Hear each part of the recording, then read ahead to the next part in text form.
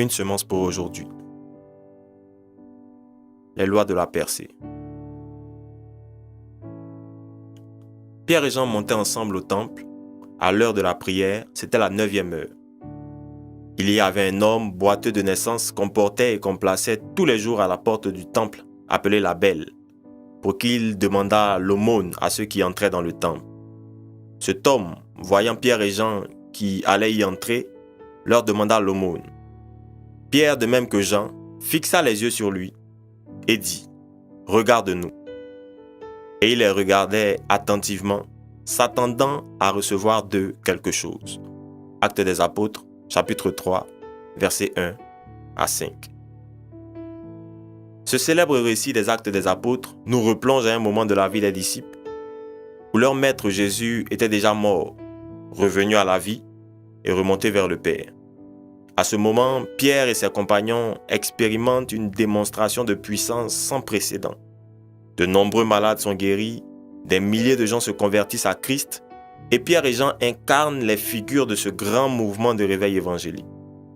Mais au-delà de ce que ce récit sur le paralytique de la porte de la Belle nous livre comme enseignement, il nous révèle surtout, dans le processus par lequel passe la guérison de ce paralytique, une série de lois concernant la percée. En effet, cette paralysie symbolisait son incapacité à entrer dans ses promesses, à posséder ses possessions, à aller vers sa destinée. Il était paralysé, condamné à être cloué au même endroit toute sa vie. Il avait besoin d'une percée. Le verset que nous lisons commence par « Pierre et Jean montaient ensemble au temple ». C'est la loi de l'accord. Matthieu chapitre 18 au verset 19 dit ceci. « Je vous dis encore que si 2 d'entre vous s'accordent sur la terre pour demander une chose quelconque, elle leur sera accordée par mon Père qui est dans les cieux. Tout ce que vous n'arrivez pas à faire seul vous indique que vous avez besoin d'activer la loi de l'accord. C'est-à-dire que vous avez besoin de vous joindre à quelqu'un d'autre. Votre foi a besoin d'un partenaire. Ecclésiaste chapitre 4 verset 12 dit à ce sujet « Et si quelqu'un est plus fort qu'un seul, les 2 peuvent lui résister, et la corde à 3 fils ne se rompt pas facilement. » Ensuite, il est dit que Pierre et Jean arrivent au temple à l'heure de la prière. C'était la 9e heure. C'est la loi du timing. Le moment précis auquel Pierre et Jean s'approchent du paralytique était favorable. À l'heure de la prière, les portes des cieux étaient ouvertes. La percée ne vient pas à tout moment. Vous devez discerner le temps favorable, votre saison, l'époque pour laquelle vous avez été préparé. Mardochée dans Esther au chapitre 4, verset 14, fait cette réplique à la reine Esther. « Et qui sait si ce n'est pour un temps comme celui-ci que tu es parvenu à la royauté ?» Parce que toutes vos expériences, votre préparation, vos promotions, vos victoires convergent vers un temps. Tout ce que vous avez appris et vécu doit vous propulser, mais pour une saison bien précise.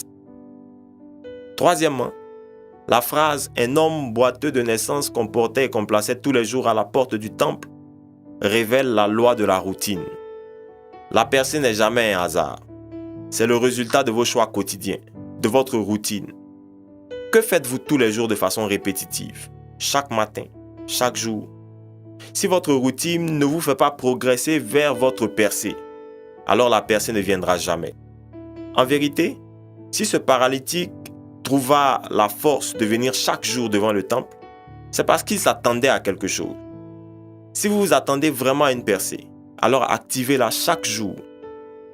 Vous ne pouvez pas devenir un footballeur professionnel connu si vous ne vous installez pas dans un rythme de travail quotidien, une routine qui va vous envoyer vers la percée. Puis la précision concernant la porte à laquelle venait le paralytique est tout aussi importante. Il est écrit « à la porte du temple appelée la Belle ». Le thème « la Belle » nous introduit dans la loi de l'excellence. Vous ne pouvez pas activer une percée si vous ne cultivez pas l'excellence dans ce que vous faites aujourd'hui. La loi de l'excellence vous fait déménager de la poussière à la table des grands, du milieu des gens de basse condition au milieu des rois.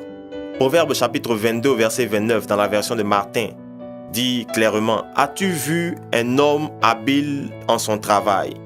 Il sera au service des rois et non à celui des gens de basse condition. Faites bien ce que vous faites aujourd'hui.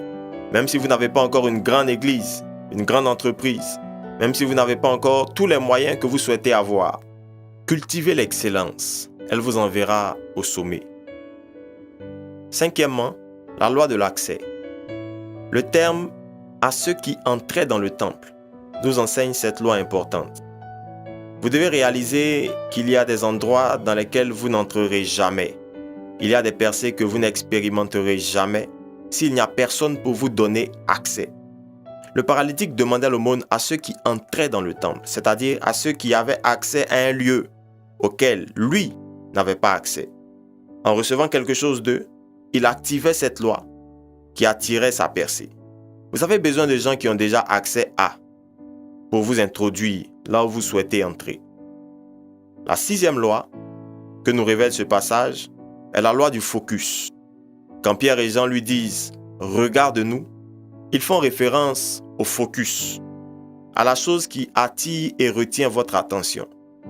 Si vous voulez réussir, apprenez à rester focalisé, à ne pas vous laisser emporter dans les distractions inutiles qui risquent de vous détourner de là où vous allez. Enfin, la loi de l'attente. La Bible dit clairement « Et il les regardait attentivement, s'attendant à recevoir quelque chose d'eux. » Si vous ne vous attendez à rien, vous ne recevrez rien. Il n'y a pas de percée sans attente. Quelles sont vos attentes aujourd'hui? Quels sont vos rêves, vos objectifs? Attendez-vous à Dieu pour une percée avant de la recevoir.